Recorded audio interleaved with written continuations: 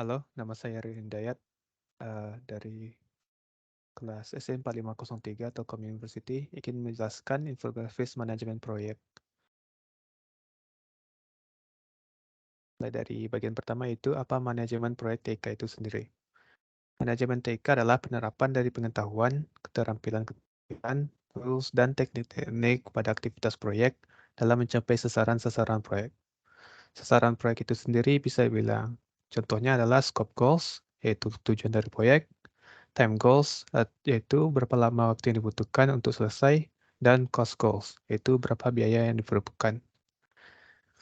Selanjutnya, karakteristik proyek dan bedanya dari operasional. Beberapa karakteristik proyek yaitu kegiatannya yang sementara, produk dan jasa yang dihasilkan unik, memerlukan perencanaan, dan penuh dengan ketidakpastian. Bedanya dengan operasional adalah kegiatan operasional sendiri berlangsung tetap dan berulang, sedangkan proyek berlangsung sementara dan bersifat unik. Hmm. Selanjutnya adalah jenis organisasi proyek. Jenis organisasi proyek itu ada 3, yaitu organisasi fungsional, yang contohnya yaitu anggota staf dikelompokkan berdasarkan spesialisasi atau fungsinya. Untuk organisasi projectize, penjelasannya adalah staf disusun berdasarkan adanya sebuah proyek. Selanjutnya organisasi matriks. Organisasi matriks ini terbagi 3, ada weak matrix, yang mengelola beberapa dari karakteristik organisasi fungsional dan peran project manager sebagai koordinator. Ada juga balance matrix yang mengenal tentang kebutuhan project manager tetapi tidak ada wewenang penuh.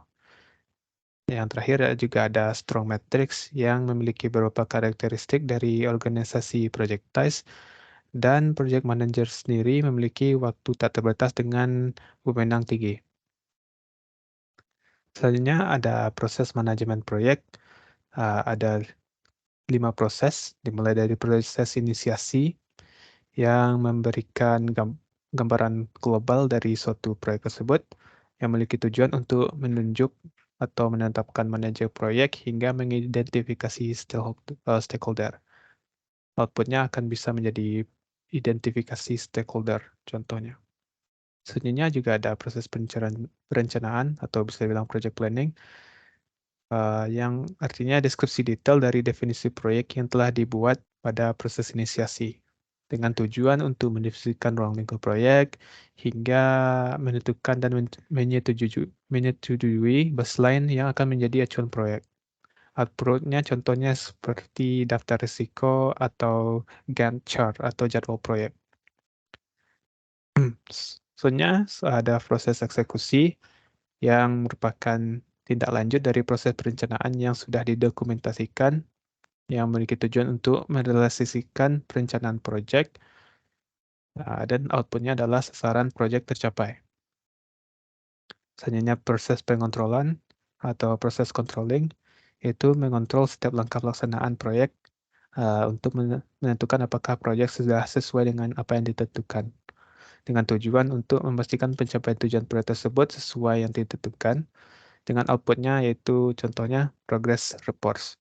Yang terakhir adalah project closure atau proses penutupan, yang merupakan proses untuk memberikan laporan hasil yang diperoleh dari aktivitas proyek yang telah dilaksanakan. Jadi tujuannya untuk mengakhiri proyek dengan semua yang terlibat secara formal, dengan outputnya adalah arsip atau dokumentasi dari proyek. Selanjutnya ada bagian sertifikasi yang bisa diambil. Kita bisa mendapatkan sertifikat bernama Project Manager Profesional atau PMP yang diterbitkan oleh Project Management Institute. Project Management Institute sendiri ini juga bisa menghasilkan Project Management Body of Knowledge atau PMBOK. Yang bagian terakhir adalah tools untuk manajemen proyek.